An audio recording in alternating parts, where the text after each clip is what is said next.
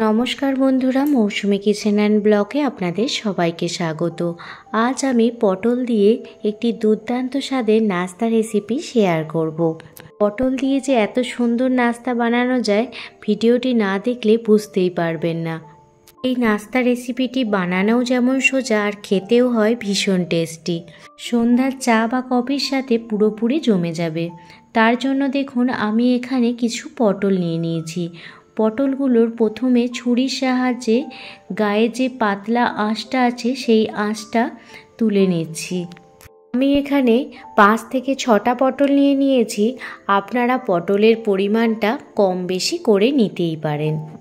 এইভাবে প্রত্যেকটা পটলের গায়ে যে পাতলা আস্তরণটা আছে সেই পাতলা আস্তরণটা এইভাবে ছুরির সাহায্যে দেখুন ছাড়িয়ে নিচ্ছি। প্রত্যেকটা পটলের গায়ে যে এই সবুজ লেয়ারটা আছে দেখুন, প্রত্যেকটা পটলের গা থেকে এই সবুজ লেয়ারটা তুলে নিয়েছি। এবার পটলগুলো খুব ভালোভাবে ধুয়ে এনেছি। এবারে পটলগুলো মাঝ বরাবর দেখুন 2 ফালি করে কেটে নিয়েছি। আর পটলের দুই দিকে যে বোটার অংশ থাকে সেই অংশটা কিন্তু বাদ দিইনি। এবারে দেখুন ছুরির সাহায্যে এইভাবে কেটে নিচ্ছি। এইভাবে প্রথমে লম্বা লম্বা করে কেটে নিতে হবে।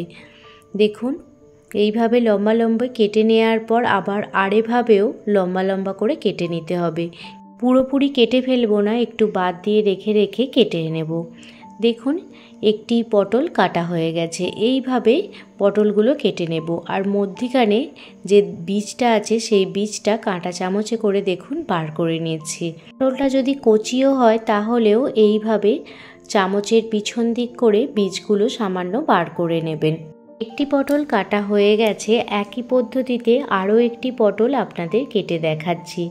পটলের অনেক রকম রেসিপিই তো খেয়েছেন, একবার হলেও এইভাবে পটলের নাস্তা বানিয়ে দেখুন। ছোট থেকে বড় সবাই দেখবেন চেয়ে চেয়ে খাবে, এতটাই টেস্টি হয় পটলের এই নাস্তা রেসিপিটি। আপনাদের বোঝার সুবিধার্থে আমি আরও একটি পটল কেটে দেখালাম। খুব সহজ পদ্ধতিতেই আপনারা এই পটলটা কেটে ফেলতে পারবেন আর বীজগুলো এইভাবে বার করে নিতে পারবেন।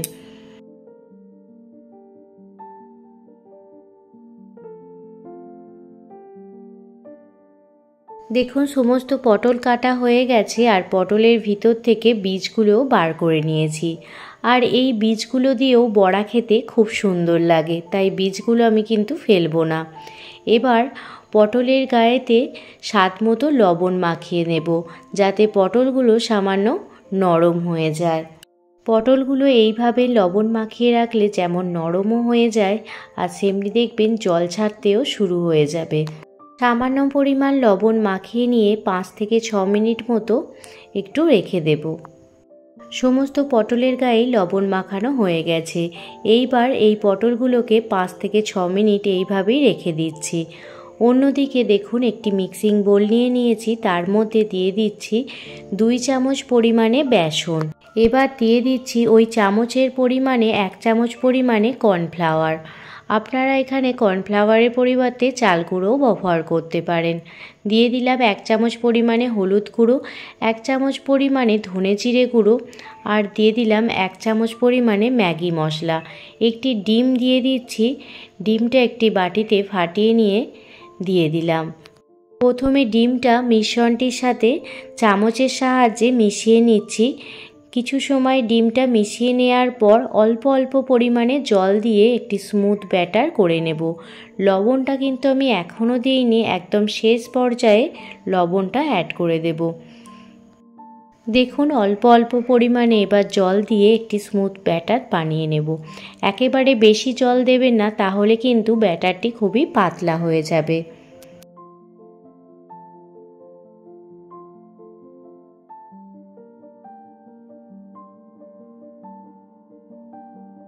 দেখুন একটি স্মুথ ব্যাটার বানিয়ে নিয়েছি। এই রকম স্মুথ ব্যাটার আপনারাও বানিয়ে নেবেন।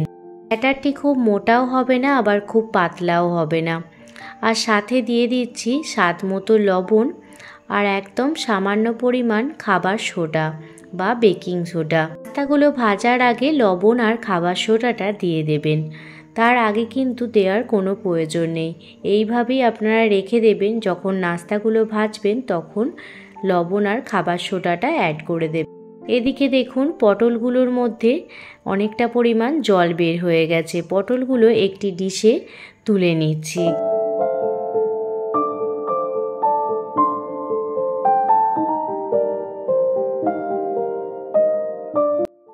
সমস্ত পটল একটি ডিশে তুলে নিয়েছি। আর দেখুন পটল থেকে কতটা পরিমাণ জল বের হয়েছে। অন্যদিকে গ্যাসের ওভেন জ্বালিয়ে কড়াই বসিয়ে দিয়েছি, আর কড়াইতে দিয়ে দিলাম পরিমাণ মতো সাদা তেল। তেল ভালোভাবে গরম হয়ে গেলে গ্যাসের ফ্লেম একদম লো করে রাখতে হবে। দেখুন ব্যাটারের মধ্যে একটি পটল এইভাবে ডিপ করে নিচ্ছি, যাতে পুরো পটলের মধ্যেই ব্যাটারটি ভালোভাবে লেগে যায়। এইভাবে দুটো পটলই দেখুন এইভাবে ডিপ করে নিলাম। পটলগুলো ব্যাটারের মধ্যে ভালোভাবে ডিপ করে নেওয়ার পর সাদা তেলের মধ্যে দিয়ে দিচ্ছি। অবশ্যই গ্যাসের ফ্লেম লো রেখে এই পটলের নাস্তাগুলো ভেজে নেবেন, না হলে নাস্তাগুলো ভেতরটা অনেকটাই কাঁচা থেকে যাবে। অবশ্যই লো টু মিডিয়ামে রেখে নাস্তাগুলো ভেজে নেবেন।